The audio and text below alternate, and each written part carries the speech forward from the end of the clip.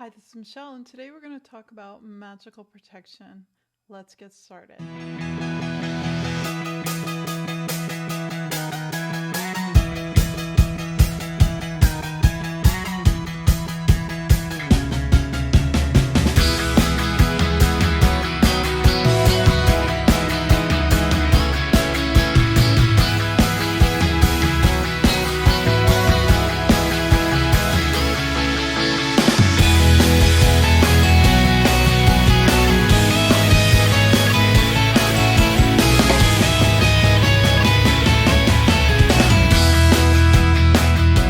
Good afternoon, everyone.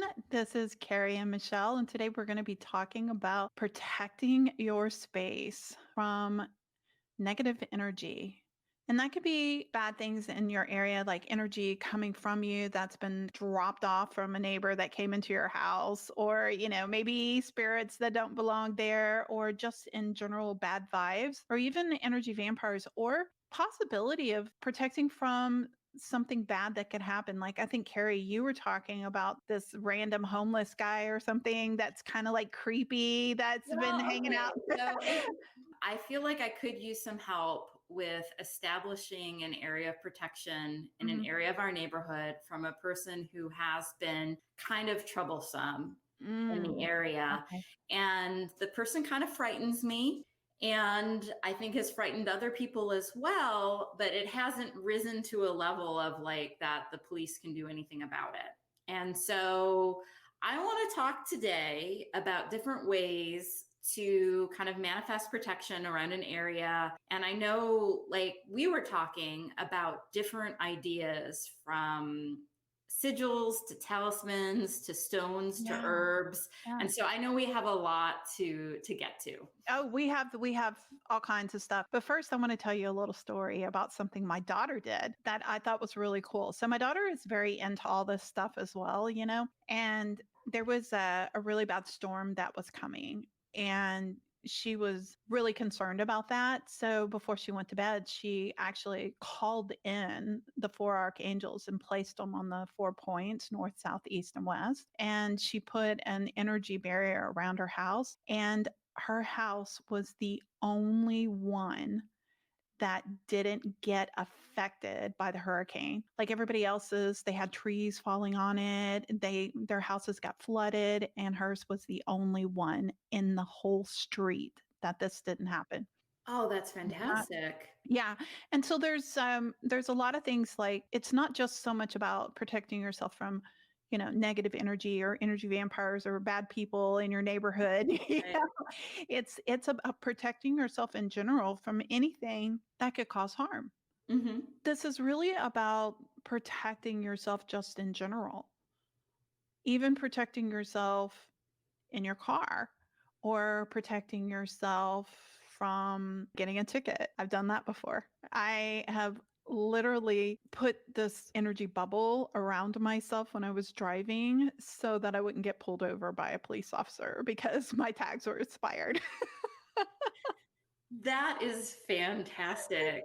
Yeah, I And, know. I know. I've used some of the Mm, teachings that we've been given in mm, our esoteric order for kind of like self-defense, maybe from like you were saying earlier, talked about emotional vampires. mhm. But I've never really tried to protect space before. So that's new to me. Protecting yourself from any kind of harm is really kind of important, I think, whether it's a storm or a flood or a person or just negative energies that come your way. And that can come from other people. People can project negative energies into your home, even if they're like miles and miles away. They can put an intent out or think harmful things about you, and that energy can be projected. It's the same thing as manifesting, for example. You put a thought out there and you have intent and you're pushing it out into the universe. You're doing that. And what ends up happening is that you become in alignment with it and it comes back to you. Well, it's the same thing. People can do the exact same thing. They can take negative energy and push it in your direction, like they're thinking horrible things about you and just, you know, and I think that it's really important that we learn how to protect ourselves from anything that could cause us harm. Don't you think? It's one thing if there's like specific people or a person who's thinking, negative about you that you need to Mhm, protect from. But in general, sometimes I find that, just around me, it feels negative. Like mhm. just kind of the environment, like maybe not directed towards me. Are you talking about like where you work or in your home? Just like say around the neighborhood. Like Okay. say you just kind of pick up on a bad vibe, not sure what's going on, but Okay, so that's interesting you say that. Dogs are able to pick up on that stuff too, right? And my dog's like everybody. Okay, like seriously, they will lick you to death. They see a stranger and they want to play, and they just, they look scary, but they're really very very friendly. But every so often, they'll start barking at somebody, and they don't like them. Now right. that energy can be felt from dogs because they're very intuitive. So, don't you think that when we become more evolved and more intuitive as well, that we can do the same thing? I think that's what you're experiencing. You're picking up on those energies that people are putting off, and energies. They expand, they kind of travel. And the other side of it is that we create these energies and they start floating around. And so it's kind of like you're walking into it and you sort of pick it up and then you take it home with you. It can be, That's what I'm talking about. yeah, Yeah, I've definitely gone out walking and have, and sometimes it's great because you'll pick up like a very positive energy. People are happy and you just, it washes over you and it feels really good. But I've also had the experience of picking up kind of more bad feelings and not being really sure what to do with that. And I think that's what I want to talk about as well today. What I want to talk about is like, well, how to protect an area, but also how to protect yourself when mm. you're feeling that negative energy around you and you don't want to take it home with you. Well, I think that the important thing is understanding that there's a difference between being the energy and absorbing the energy. Okay. Mhm. So think of it. Are you a sponge or are you a projector? It's really important to kind of think about it from that angle. And when I started to understand it from that angle, is that I had to fill myself up with the positive energy and then I expand it around me so that I'm impacting people when I'm walking. They're sort of like getting my energy, like it's falling onto them. And it creates like sort of like a buffer to the other energies. Right. I think that's a And really great metaphor. or I could be a sponge, meaning I'm sort of feeling like I'm lacking energy. A lot of times when you're feeling sick or when you're extremely tired or you're just, you're run down or you're stressed, you're depleted from that positive energy inside of you. You've pretty much like given it all away through your work or through whatever it is you're trying to do when you're feeling bad. Okay. Even if it's you're not sick, you just overworked, you've just given all your energy. And so there's just nothing left. And so you become a sponge. So when you're a sponge and you step into any kind of energy, whether it's negative or positive, you absorb it. And then when you absorb it, you kind of become it, and then you become sort of a magnet for it. So then it kind of starts attracting. So whatever you are is what you're going to attract. What I'm kind of hearing from you now is that one tool would be prevention, Hmm. to make it so that you're less of a sponge and more kind of full of the energy that you want to put out into the world rather than being kind of dried up and like taking in whatever it Yeah. is around Yeah. you. Yeah. So let's talk about a method on how to do that. So the best and easiest method that I can suggest is to sit down and meditate for about 5 minutes to imagine source energy coming into your crown chakra and filtrating all the way through all of your chakras down into your root chakra. Now, personally, I do this whole breathing exercise where I'm moving it all the way down and I feel it. And one of the things, like when I'm teaching my students, is like breathe in really slowly. You do it about 5 times, just go all the way up, all the way down. And then after the 5th time, then you pay attention when you're exhaling and you feel it like breathing on the inside. Like you feel the energy, like your breath is energy and it's going all the way down through your chest, down into your stomach, all the way down into your groin. And I have them do it a few times until they actually feel it hitting the bladder.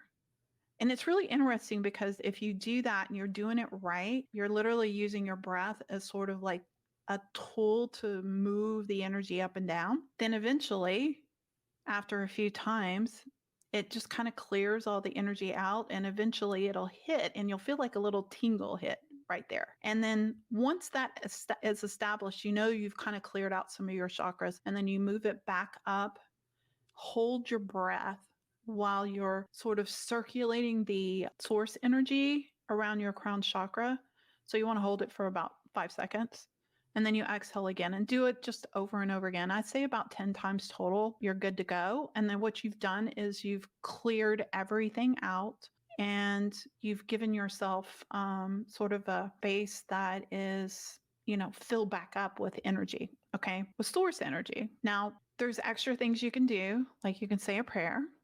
And I always love prayers. So asking source to deliver healing energy, positive energy, loving energy, sustainable energy, whatever kind of energy you want. You can do that. But in the very end, one of the things that I always tell people to do is to actually go ahead and take in one really deep breath and then expand it out into the meridian field. Now, a lot of people don't know what your meridian field is. Some people call it an aura, but we have this energy field around our body.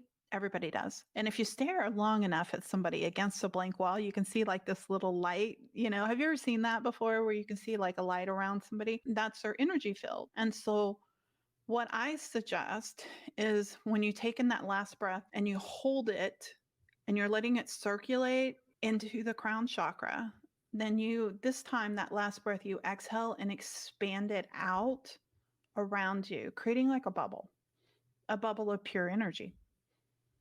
So the breath is moving it up and down, up and down, up and down. It's cleansing and filling and purifying and recharging. Can I go back to something that you talked about a minute ago Sure. with prayer? Yeah. So I'm curious about the prayer. So, I was raised Catholic, and so we have a lot of prayers. And I'm wondering if like your sort of experience and history as well has kind of defined or guided you in how you pray for things like protection. That's an interesting question. So I was raised a Baptist. Mm-hmm. So it's all about the relationship with God. And that part hasn't changed, even though I've gone very esoteric and, very woo woo. That part hasn't changed. It's sort of like, hey, God, are you listening? Right. We have to have a conversation, and it's always been about that personal relationship with God. To me, it's sort of, since I've been in this esoteric order, that it's been a lot more reverend, more honored, and it's more about honoring the Father, honoring, the Lord of the universe, that kind of thing. And that has been really beautiful. So I'm finding myself spending more time in that space, and I like that better.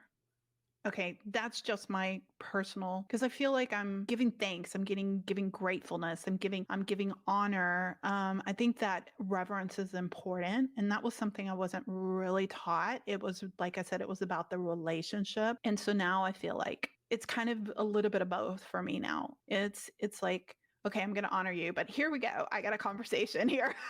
No, I think that's kind of a wonderful thing. Mm-hmm. I mean, and I bring it up because, I sometimes get drawn back to the prayers I was taught in Catholicism. And one of the prayers of protection that I still do even though I'm no longer officially Catholic, is this prayer to Saint Michael the Archangel.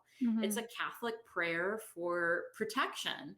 Mhm. And I'm wondering, like, if you would see that as something that's Yeah, okay to I continue do. doing. I do. I think any kind of prayer is okay. I think it's great. The biggest thing that I personally, and this is just the Michelle thing, the biggest thing that I feel like is more important than is it okay to say a Catholic prayer is to actually know what you're saying and put intention and meaning behind it. Does that make sense? Like you can say the Lord's Prayer, and if you really think about the words in the Lord's Prayer, suddenly the intention and the meaning is it shifts everything.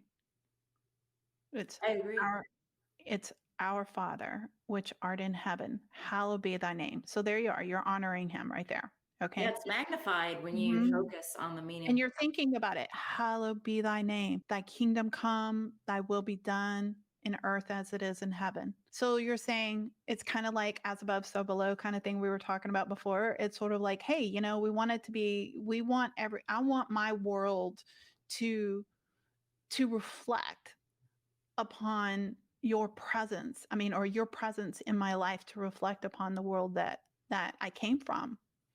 And and just kind of getting into like more of what it says is give us this day our daily bread. At that point, it was written at a time when there was a lot of like suffering and a lot of people starving. But if you think of it from a metaphoric way, as our daily bread is the things that we need. And, and so it's like you're basically asking God, hey, please provide me with the things I need to survive in this world. And then forgive us for our trespasses as we forgive others who trespass against us. So that's a really good one. If you really think about it, it's like we're asking God to forgive us for our mistakes, but also to help us forgive others for their mistakes. I mean, really, like if you're going to use a traditional prayer, I just think it's important that you think about it and put intent behind it. So that's one of the reasons why I think the Baptists, they made up their own prayers. You know what I mean? Because it was more about the relationship is so it's more like coming from your heart, hey, this is what I'm feeling. But I personally think that there's a lot of reverence that gets lost in that. You're forgetting to do the honoring and saying the things that is necessary and the intention behind it that came from some of these pre-written prayers. So hopefully that answers your question. No, it makes me feel better. And maybe on the website, I can share with everyone the prayer to Saint Michael the Archangel Oh, for that'd be great. protection.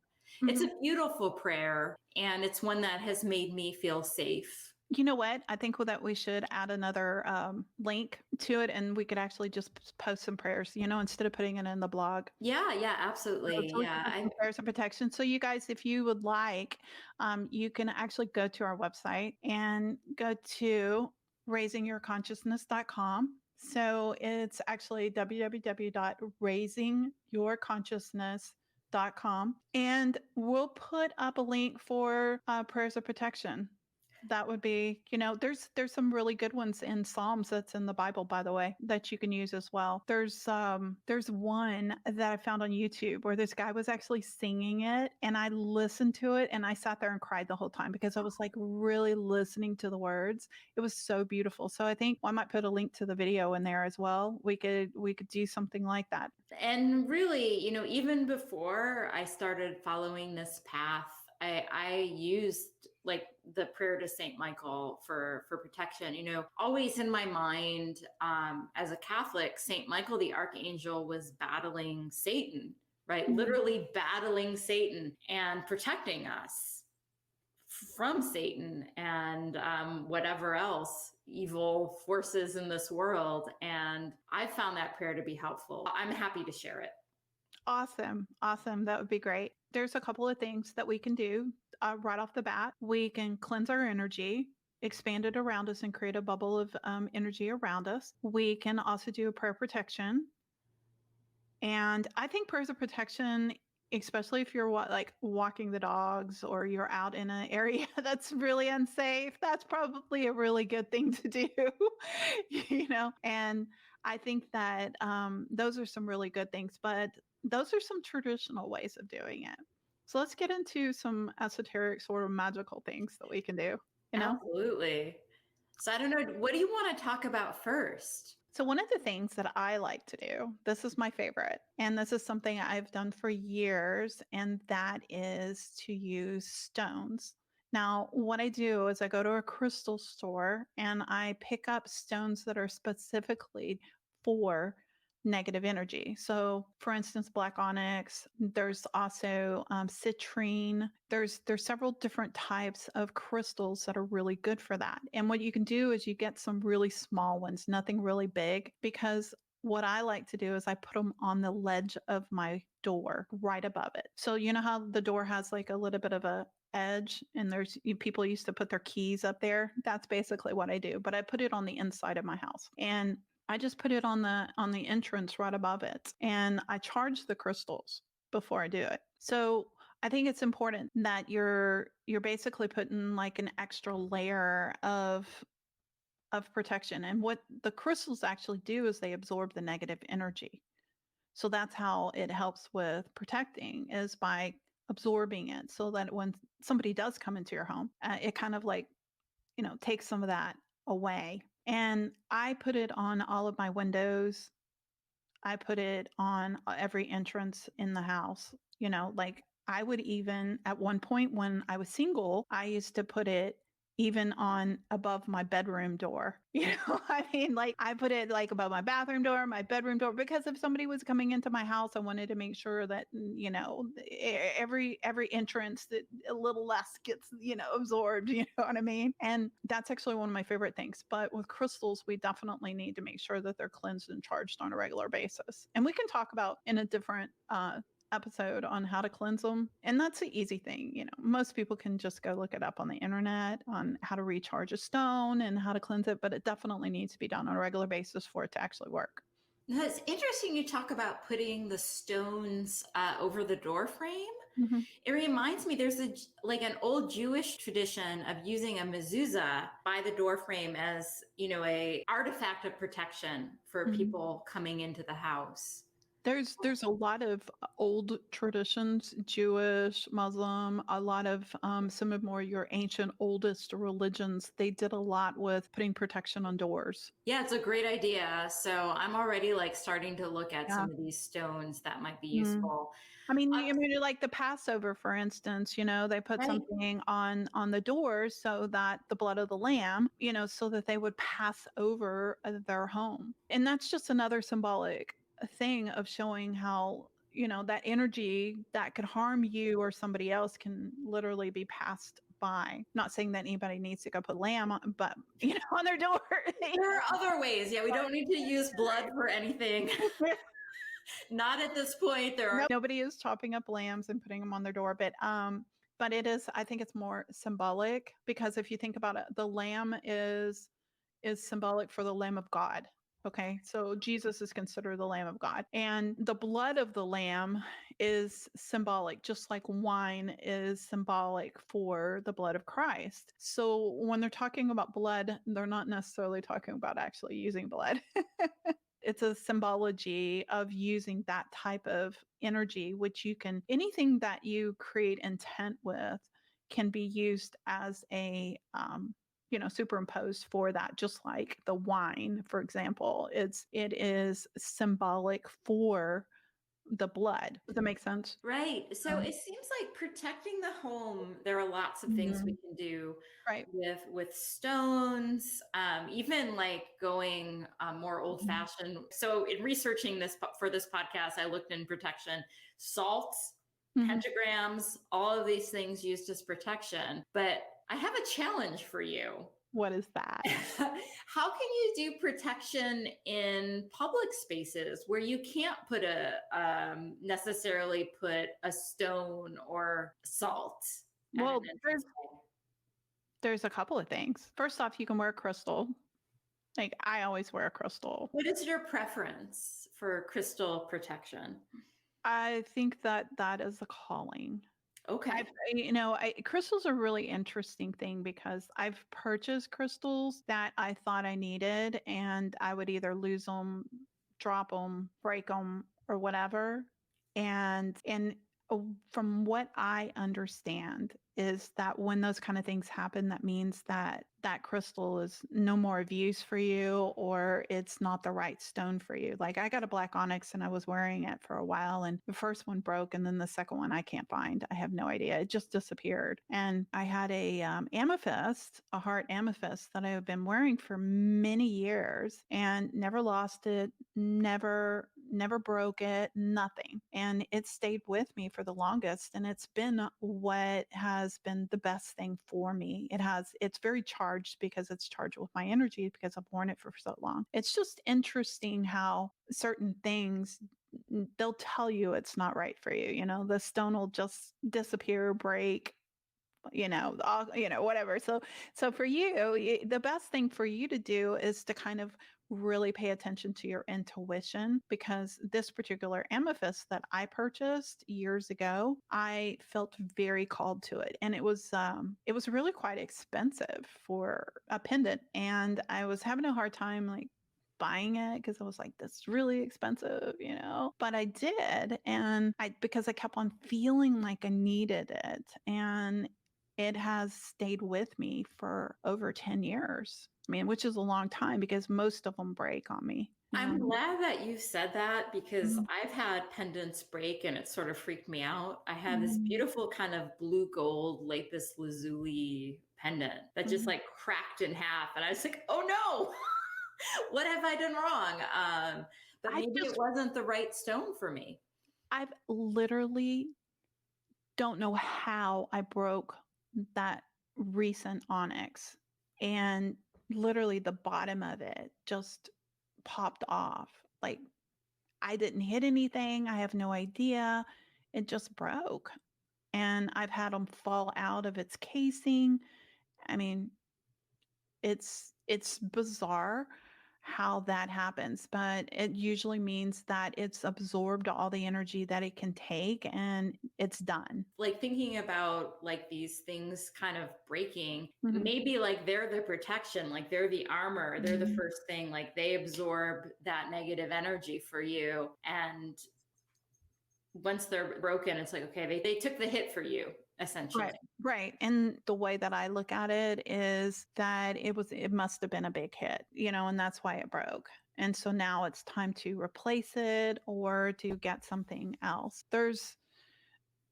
Crystals really do very well, I personally believe. I'll give you an example of something that I learned from wearing crystals. I always had crystals on me, either through a ring or through a necklace. I always had, some kind of pendant that I was always wearing. And I had this cluster of them that I had bought, that I had like 4 or 5 of them, and they were all like put on this one long chain. And I went over to my sister's house and we went swimming, and I took the necklace off and I forgot it and left it at the house. And I went to work and didn't think much of it, but I started having a lot of problems with my back hurting. And I called a friend of mine who was a massage therapist, asked him to come over to my office and to give me a massage. And he said, Michelle, he goes, I'm really surprised you're not wearing crystals. As many people as you're exposed to, you really should be wearing them. This is probably why you're having these problems all of a sudden. And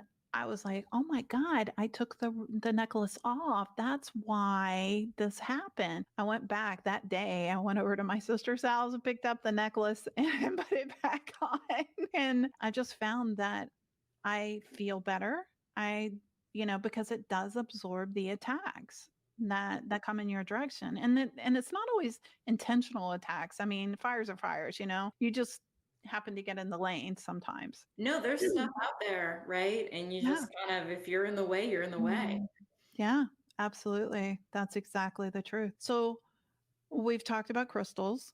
We've talked about pulling source into your body. Let's talk about pentagrams. Yes, let's talk about Okay. pentagrams. Yeah. So interesting enough, pentagrams are one of the oldest ways of protection. that's out there. And it's one of the most powerful ways of protecting yourself. And I think that a lot of people don't realize the power of the pentagram. But the pentagram, literally, when you actually visualize the pentagram and you project it into a space, literally what you're doing is you're putting up a barrier for that energy not to be able to come at you. So it's sort of like you throw it in that area. Like I've thrown them on walls before. Like I was like, all right, yeah, like I've thrown them in traffic. you thrown them in traffic. All right, that's awesome. That's awesome. I love it. I love it. I've never thought about that. Throwing it on traffic. Well, just like visualizing the pentagram in my mind, and like when things get crazy, because where I live, traffic is like off the hook insane. Yeah. Kind of throw the pentagram out there. I'm just wondering, like, because not that it's all about me, but I do have this issue, and it's like there is like a physical area outside I want to protect. And so we talked about, okay, well, I can wear crystals in that area. What about like, what can I do with pentagrams in that area? Well, why can't you put up an energetic floating pentagram? Yeah, why not? So just kind of visualize a pentagram. Why wouldn't you just do the LBRP around the whole area? Yeah, why not, right? I mean, you've got 4 pentagrams in the LBRP. Why wouldn't you just do that? I mean, I would make it extremely large, like the size of the building, each one of the pentagrams, and I would put each one of them, starting in the east and moving around in a clockwise manner. You know how to do it. That's what I would do. I would put those. I would do the exercise of the LBRP, which is the lesser banishing ritual of the pentagram. If you don't know what that is, people in the audience, you can Google it. There's lots of videos that will show you how to do the LBRP. Yeah, there is. There's a lot of videos out there on YouTube and a lot of information. But I think what's really important more so than that is you don't even have to know how to do that. That's just more for a suggestion for some people who do know how to do it. If you have the tools in your back pocket, you might as well use it, But if you don't know how to use it, you've never done a LBRP before, just, knowing what it is, okay, that's one thing, but it's not something you have to do. You can use the pentagrams just by imagining them and actually just kind of throwing it out there in the area that you want, just floating. All right, and this might be a stupid question about pentagrams, but you seem to think I know the answers to everything. Thinking about the pentagram, it should always be upright, right? Yes. No. You do it upside down. You're doing the opposite. I think we don't want to bring demons into the area we want to protect.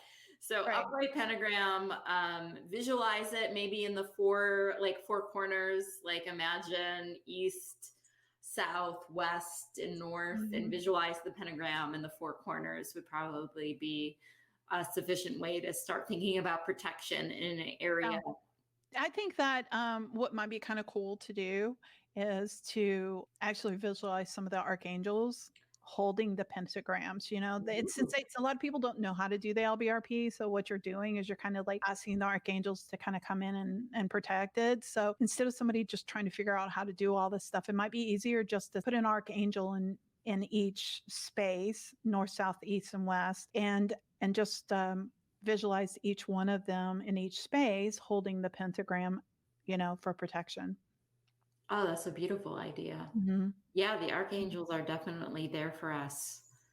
Well, that's something that a lot of times, and that's another one. I think this is probably my absolute favorite way of protecting is calling in the angels. I have done that before anybody ever taught me to do it. It was always something I did. I would literally call them in. I didn't know what I was doing. I didn't know how to place them. I didn't know where they belonged or what part of north, south, east did they protect.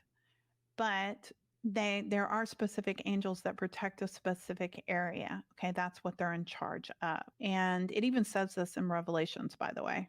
I don't know if you know Absolutely. this. Yeah, Yeah. yeah, it actually says, and the guardian of the east and the guardian of the west, and they describe it, and it's interesting because it says, oh, and he has a face like a lion.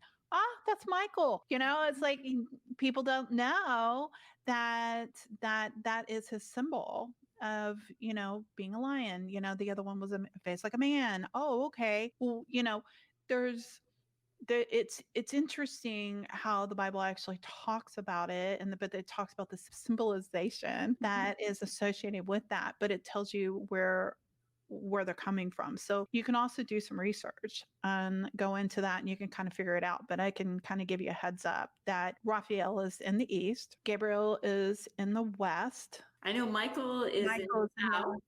he's in the So south. Michael is the one that I call on, Mhm. like going Yeah, back to earlier, the prayer for Saint right, Michael the Archangel in the right. South.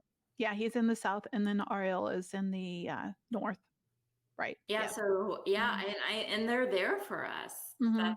That's Absolutely, absolutely, and calling upon them is probably one of the best things you can do, is to ask for that protection. And Michael is really great for protection. He is the one that you would call on for that particular type of thing. So it's definitely, I mean, because he's fire energy, so he's going to be like, yeah, he's I'm coming to strong, right? protect He's you. totally Yeah, strong. yeah, That yeah. guy is Mhm. battling Satan, so Yeah, yeah, you he's can all about call on him. yes, absolutely. He comes down and he does the battle for you because he's doing the fire energy, so it's really great. I think that we have several different things now. So we have filling and cleansing and recharging our energy so that we're not a sponge. We have using rocks to protect our space, using pentagrams to clear out that energy or protect a specific space, calling in on the angels. What have we left out? There's Well, yeah, I mean, an old, like very old tradition is to use salt, mhm, right? mhm, Like, and I guess that, I mean, that's an easy thing. Everybody's got salt. They can mhm. sprinkle some salt around if needed. Yeah, but aren't you supposed to use salt that is Kosher salt? kosher? Mhm. Yeah. Aren't you supposed to use kosher Yeah, salt? kosher salt's easy to find. Any Yeah, grocery store will have kosher salt, and then yeah. you can sprinkle it around. I'm tempted, actually. My area of protection, it's outside. I'm tempted to sprinkle a little salt around, and then do the pentagrams in the four corners, Mhm. and see what happens. Hopefully, everything will stay safe. I think that that's probably the most powerful thing you can do Mhm. is to do it that way. You're gonna get a whole lot more power. So we've talked about like protecting ourselves. Okay. So there's also um when there's storms, okay, a hurricane or a tornado or a flood or something that is, catastrophic. We Force majeure, an Mhm, act of God that mhm. you're in the way of. And it also says in the Bible that you can call upon the angels to protect you from those kind of things and create like a force field around you to protect you from those things. This is something that we definitely can do is we can ask for that protection. My mom used to always say that, but somewhere in the Bible it talks about a hedge of thorns.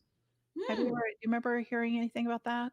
Oh, that sounds very familiar. Yeah, so she said that she would always put a hedge of thorns around us so that no one would harm us. So she would call upon God to place the hedge of thorns around us. Yeah, I just was looking Hedge at of thorns, here it is. There's a prayer. yeah, the book and two from the book of Hosea. Therefore I will block Mhm. her path with thorn bushes. I will wall her in that she cannot find her way. There it is. Yeah.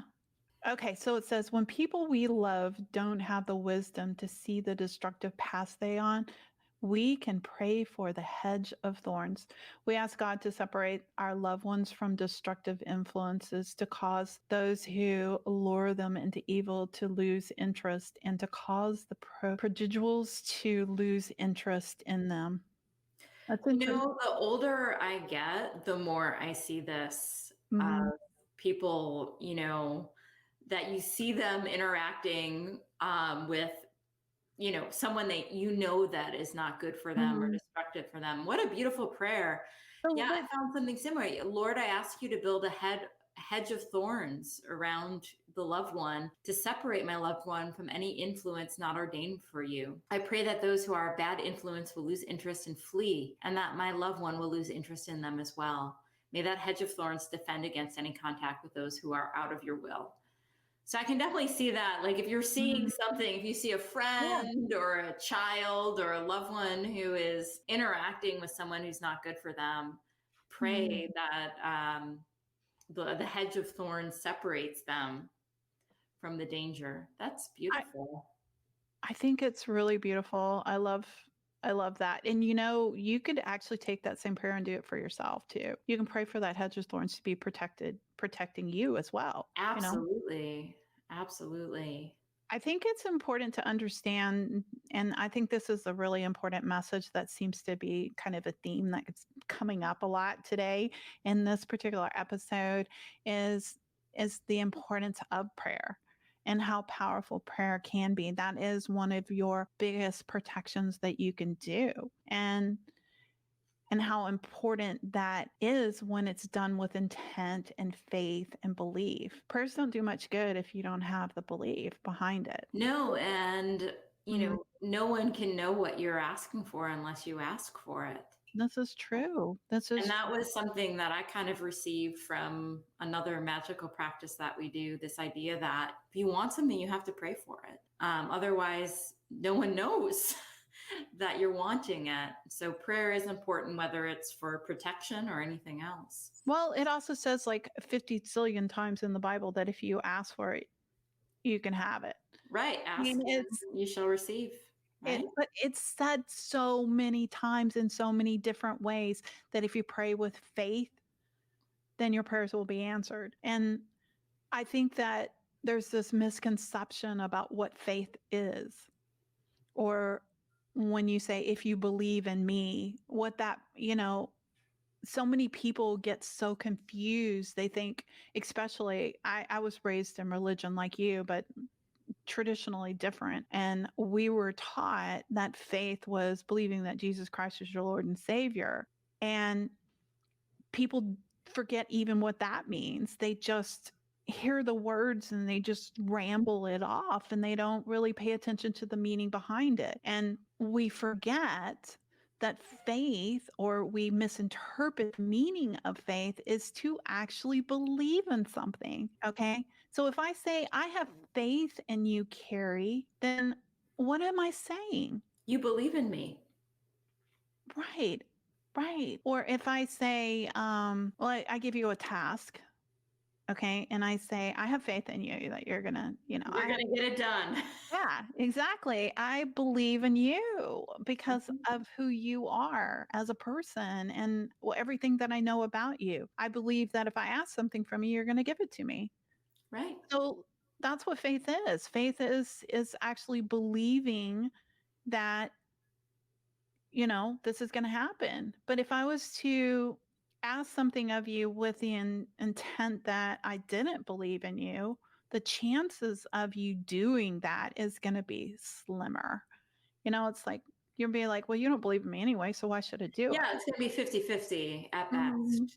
Right. At best. I think the importance of intent in your prayer is one of the best protections that you can actually do. People pray with hope. They don't pray with faith. That's lovely. Yeah. I like that. It's important because most of the people that I have ran into throughout my lifetime that have been professed Christians have little to no faith. Very little. I mean, it's very few that you run into that actually really have faith. Now, my mom's one of those people. She's like serious prayer warrior. Right. But she's got like her little team of people, and she's all like posted on Facebook, another prayer that's been answered. And hallelujah. Yeah. And it really doesn't matter what religion you are, it's like a prayer is a prayer, faith is faith, bottom line. And it's the energy you put into it, which is something you taught me. Yeah, it's the energy and the intent. And it's the faith. It's the knowing. A lot of people have a hard time with that because they still, even though they want to believe in the God or they say they believe in God and they're doing it mostly just because they don't want to go to hell, and or that they're convinced this is, they've been taught and raised this way, but not because of any other reason. And so the idea of putting faith into something that they've never seen or they don't have proof of is challenging because their own insecurities start phasing up and they start thinking, well, I'm not worthy enough. And that's why God's not answering my prayers. Well, God's not answering your prayers because he can't hear you because you're not praying in faith. And to me, it's the same thing as ordering a pizza. If I call and I order a pizza and I tell them what I want, it's going to show up at my house. And I know that. And that's what faith is. Faith is about knowing and believing. And so the best type of protection that you can absolutely give yourself is prayer, but that's the hardest one. Most people can't. That's why we're talking about all these different other things, because most people can't have faith. Right. They struggle with that. That is no, that's a really interesting point, and I think I'm getting closer to being able to have prayer manifest, if that makes sense. But yeah, like we talk about all these other things like crystals and salt and pentagrams, but in the end, all of those things are prayers. Mm-hmm. Well, it is. It's just another way of. I mean, if you put intent and belief into something, it works. Right. Because you are the energy, and you are a divine spark of God. So the energy, all you're doing is literally just opening up that channel that's already there and allowing it to flow within you. Because a lot of times what happens is our channels get blocked, like our arteries get clogged, it's the same thing. It's like that channel gets blocked. We have the direct connection. We have the source energy flow that comes to us on a daily basis, but we block it. Just like our arteries get clogged. It's the same thing. Our energy can get clogged too. Absolutely. It's important that we cleanse on a regular basis. And I was reading to you something that I channeled earlier today, and I think this is kind of an interesting thing to kind of bring up. That's important that was said, is that if you bathe every day, you're a really clean person, right? You're sparkling clean. But if you bathe every other day, you're sort of clean. And if you bathe like once a week, you're sort of only clean on the days you bathe. That day. Every other day, you're stinky as hell, right? Yeah.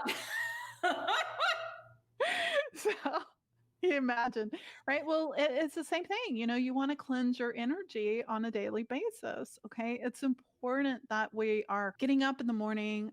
We're saying some sort of devotional or prayer, that we're channeling and cleansing through meditation and pulling in source energy back into us, opening up that channel so it has an even flow, or an ever flow. It's important that we do that. And that's one of the absolute best things that we can do, is by keeping that energy clean, because it will create what you will call sort of like a bounce off effect. Absolutely. I mean, because like attracts like. Okay. So if our energy is unky, then we're going to become a magnet for that. Yeah, it goes back to that sponge metaphor, right, that we talked about earlier. Right. And a sponge attracts and draws it in because it's lacking of. So if we are full of, then we can expand it out into the other areas that we live in, breathe in, and visit in. Does that make sense? Absolutely. Yeah. So this was very helpful for me. I feel like I have a path forward to protect the area that I want to protect, and also just to protect myself and my own mental state. So thank you. You're awesome. You're awesome. You're so cute. I love that you always like, I want to ask you this and I want to ask you this. Well, it's true. It's not a lie. Like, I do want to ask you this. I feel like you just have a lot of wisdom that needs to be given to the world. So I'm always grateful for your wisdom. Well, you're full of wisdom too. Let's not cut you short from that. Okay. It's just a different kind of wisdom. I think that you are a very, very wise and very talented and very gifted. And I think that this esoteric pathway is a little on the newer side. I mean, we're only talking a few years, what, like 5 maybe? Yeah, Yeah. that's exactly right. Yeah, so this is all new for me, Yeah, and for me, it's been a lifetime. right? So that's really the only difference.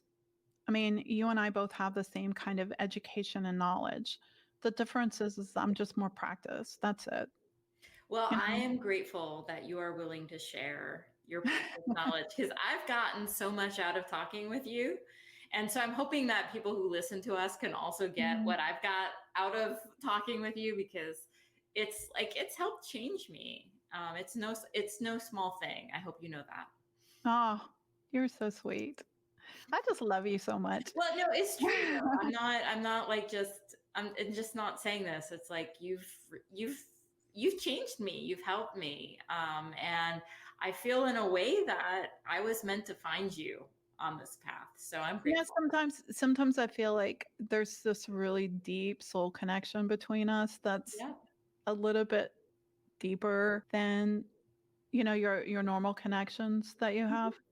It's Absolutely. I mean, Absolutely. I was attracted to you the very first time I heard your voice. I was like, "I like her." Well, me too. Like I was kind of well, also I have to admit I was also a little intimidated by you. Like Really? yeah, like I wanted you to like me. Oh my And god. yeah, like I realized like, oh, I really want her to like me. How Like could 'cause I anybody not felt like in you? you this Huh? amazing energy and I just kind of knew like this person has stuff that I need. Like Aw, and I God. gotta get in there. And so I'm like, I've been totally grateful. I don't know how this all worked out, if it's some divine intervention, but the fact that we Mhm. ended up in the same like Yeah. school has just been the best. And Well, I now think I feel, it's interesting you said that because I kind of felt the same way. It's like this woman is so smart and she knows so much and I really would just love to pick her brain. I just think she's so intelligent and I was but like, I "Oh my don't know, god." like the things I know aren't as helpful as the things you know. Like I feel like Yeah, your but they're knowledge. interesting.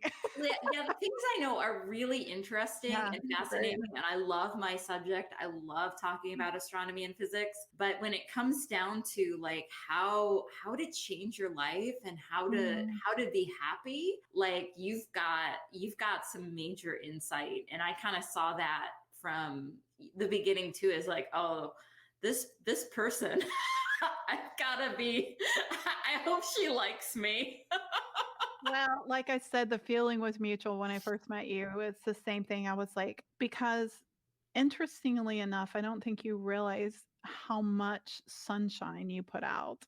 It's like there's so much joy in your voice and so much happiness that it's like, I was drawn to you because of that. You're just like this love Oh, blossom you're that just gonna kind make of me goes and cry. sits on Yeah, people. yeah. I'm so happy to hear that. I that's like my. I really want that. I really want Mhm, to bring joy. My mundane life, I teach, and it's mhm. like kind of my mission when I teach to bring the joy of learning, the joy of astronomy, the joy of physics, and so that makes me really happy for you to say that. Thank you. Yeah.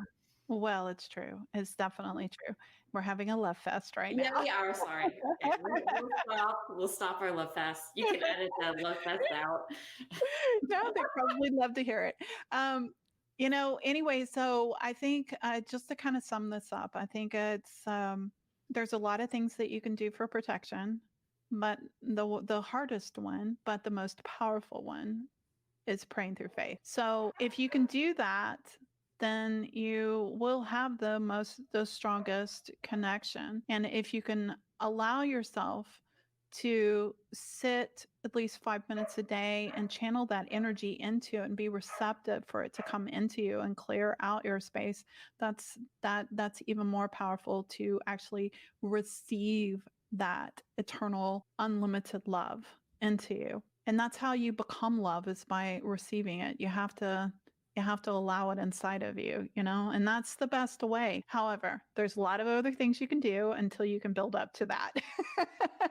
So here's all the other suggestions that we've given you. Hopefully some of these things can work for you guys. Definitely call on angels using crystals, put some salt down, pentagrams. All of those things are some really wonderful things that you can use as tools, or you can use all of them. That's what I do. I do it all. I'm like, I'm not going to just do one. I'm going to do them all. Mix it up. Yeah. It's like, I'm going to throw in the stones and I'm going to do this and I'm going to do that. And it's like, damn, this place is solid. Anyway, so there's a couple of things for you guys. I hope you guys enjoyed this, and we will see you on the next podcast. All right. Thank you, everyone. Psalm 71 Song, Be Still by James Silver sings scripture.